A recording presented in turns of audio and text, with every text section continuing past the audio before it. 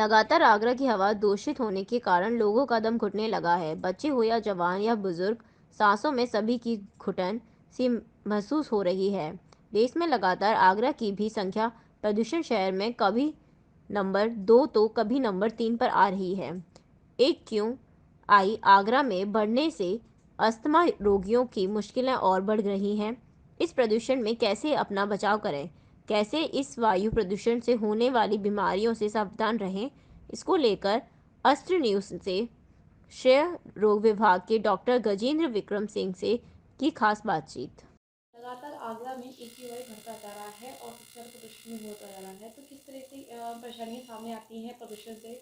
वायु में जो प्रदूषण के कण मिलने से किस तरह से परेशानियाँ आम तक होती बहुत इम्पोर्टेंट क्वेश्चन है। जैसा कि हम देख रहे हैं कि पिछले कई दिनों से आगरा की जो वायु गुणवत्ता है वो ख़राब हुई है।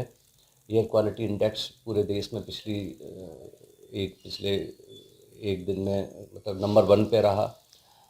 दूसरे और शहर जैसे वृंदावन, हापुड़, गाज़ियाबाद, मेरठ, ये सब में भी जो है बहुत हाई पॉल्यूशन था। लेकिन हमारा हमारा शहर आगरा में बहुत ज़्यादा पॉल्यूशन रहा है। सबसे बड़ी बात करें, अगर कारण की बात करें तो डेफिनेटली बहुत सारे फैक्टर्स हैं, जैसे कि ऑटोमोबाइल्स जो है congestion, number of automobiles on the road, quality of automobiles, vehicles की पोजीशन। दूसरा, चूँकि दिवाली के मौसम के आसपास में बहुत सारी इकोनॉमिक एक्टिविटीज़ बढ़ जाती हैं, इंडस्ट्रियल एक्टिविटीज़ बढ़ जाती हैं, चीज़ों को बनाना होता है, क्योंकि इन सब की डिमांड होती है। तो उन इंडस्ट्रीज़ से भी जो एयर जो निकलता है वो सब पॉल्यूटेड एयर निकलती है। तीसरा इम्पॉर्टेंट चीज़ है कि घरों में पेंट और केमिकल्स का इस्तेमाल होता है उनको पेंटिंग के लिए और साफ़ सफाई के लिए, वहाँ से भी बहुत सारे वॉलेटाइल ऑर्गेनिक कंपाउंड्स निकलते हैं।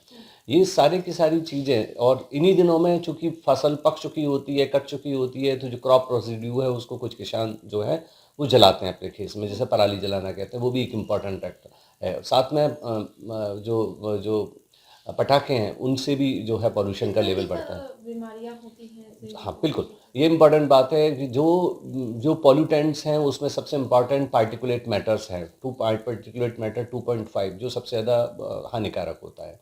इसके अलावा जो सल्फर डाइऑक्साइड है, नाइट्रोजन के ऑक्साइड है, वोलेटाइल ऑर्गेनिक कंपाउंड्स हैं, ये सारे के सारे हानिकारक चीज़ हैं। वोलेटाइल, जहाँ तक बात है कि पार्टिकुलेट मैटर जो अपनी सांस की नलियों के द्वारा ये एल्वोलाई तक पहुँचता है और एल्वोलाई को क्रॉस करके ये रक्त वाहिनियों तक पहुँच जाता है, उसके बाद में ये बहुत सारी जो है तरीके की व्याधियों को जन्म देते हैं।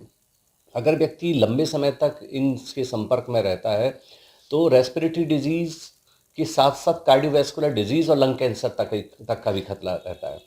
ठीक है, अमूमन तौर पे सबसे ज़्यादा जो डेथ होती है, करीब करीब 35 लाख डेथ जो है एयर पोल्यूशन रिलेटेड डिजीज़ की वजह से पूरे विश्व भर में होती हैं, जिनमें सबसे ज़्यादा डेथ कार्डियोवैस्कुलर डिजीज़ और सेरिब्रोवैस्कुलर एक्सीडेंट्स की वजह से होती हैं।